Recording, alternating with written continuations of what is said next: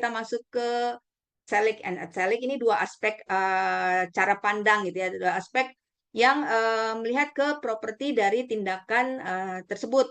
So it refers to properties of actions or events in terms of whether they have a defined endpoint or goal. Jadi apakah predikat dari kalimat itu menunjukkan adanya tujuan atau goal yang ingin di aim itu dituju sama seseorang atau sesuatu dalam kalimat tersebut. Nah, kalau dia misalnya ada action yang ada jelas tujuan akhirnya, dia disebutnya telic. Contoh, he built a house.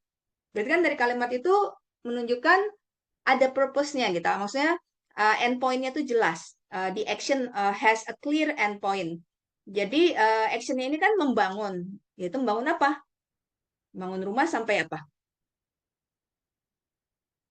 Sampai Jadi, selesai, sampai jadi. Nah, itu yang dimaksud dengan telic. Jadi kalau kalimat yang menunjukkan aspek tujuan akhir yang jelas dari action di kalimat tersebut ya, dari kata kerjanya maksudnya action di sini maksudnya verb. Itu berarti disebutnya aspeknya adalah telic. Sementara kayak misal contoh lain ya, menulis surat, mengirim email itu ada tujuannya. Tapi kalau yang tanpa tujuan yang jelas ya, without a defined endpoint, berarti kan tanpa tujuan yang jelas. So it's ongoing or indefinite. Contohnya seperti ini. He ran.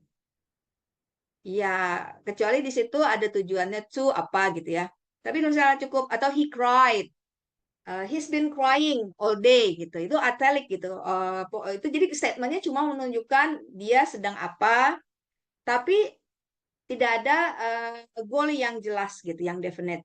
Contohnya lagi, she enjoys gardening. Ya, dia menikmati berkebun. Tapi kata kerja enjoy atau enjoying itu kan nggak ada endpointnya gitu yang jelas. Beda dengan building, to build, to write, seperti itu ya. To send, to make. Nah, itu baru telic. Nah, cuma itu aja sih. Kesimpulannya adalah kemarin kita ada bahas empat aspek. Sebenarnya ada lebih dari ini, tapi ini empat aspek yang umum ya. Cara pandangnya suatu kata kerja itu dalam kalimat itu dia gimana gitu. Nah, ada yang generic and specific aspect. Berarti generic aspect itu describe action or events in general, timeless manner. Jadi suatu action, suatu kata kerja atau kalimat yang menunjukkan keadaan yang konsisten gitu ya. Apa secara umum dia nggak akan berubah. Contohnya cats hunt birds gitu atau the sun rises from the east. Dan ada yang disebut specific aspect, beda dengan generic, berarti dia hanya menunjuk ke kejadian tertentu aja, event tertentu.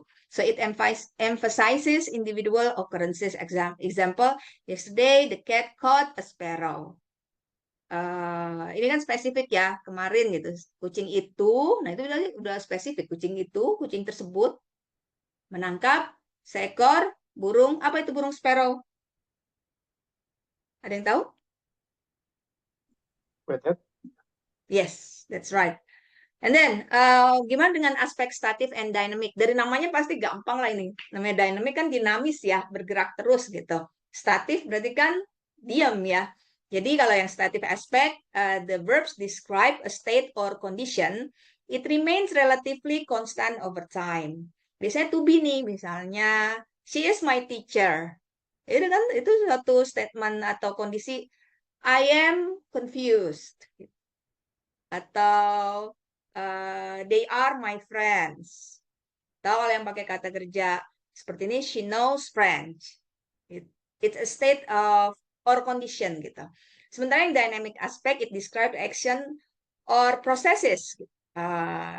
It emphasizes change or activity. She is learning French. Ya, berarti kan suatu aktivitas ya, progress gitu. Progress and process. Tadi yang duratif and punctual tadi baru saya review. Duratif berarti ada durasinya. Kalau punctual kejadian yang sesaat, tapi bisa berulang-ulang, bisa juga enggak. Nah, italic and italic kalau yang italic tadi tanpa A itu kan berarti tanpa ya. Italic itu tanpa endpoint atau tujuan yang jelas, akhir yang nyata gitu. Sementara yang italic ini berarti memiliki kalimatnya itu kata kerja yang dalam kalimat itu menunjukkan tujuan akhir yang nyata, specific goal, seperti itu.